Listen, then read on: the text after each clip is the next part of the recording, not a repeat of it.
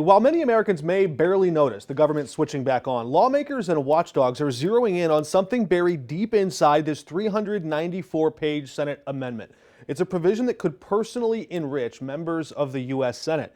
Let's show you what that Senate amendment says. It's up for debate in the House right now on the floor. It says this, quote, any senator whose Senate data or the Senate data of whose Senate office has been acquired, subpoenaed, searched, accessed, or disclosed in violation of this section may bring a civil action against the U.S. if the violation was committed by an officer, employee, or agent of the U.S. or any federal department or agency.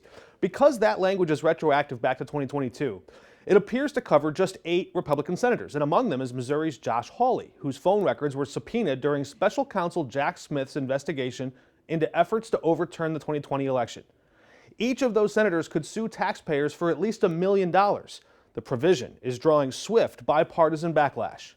It allows senators to write themselves, and only themselves, million-dollar checks because their phone records were legally subpoenaed, checks paid for by American taxpayers.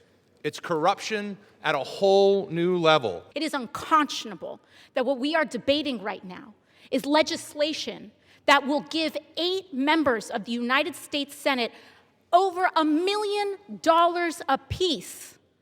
And we are robbing people of their food assistance and of their health care to pay for it. How is this even on the floor? I sent emails, phone calls, and text messages to Senator Hawley's office starting around 4 o'clock today to ask whether he was even aware of that provision before voting for it, whether he plans to recuse himself from future, or why he didn't recuse himself from that vote, and whether he'd refuse any payout if this becomes law. So far, no response.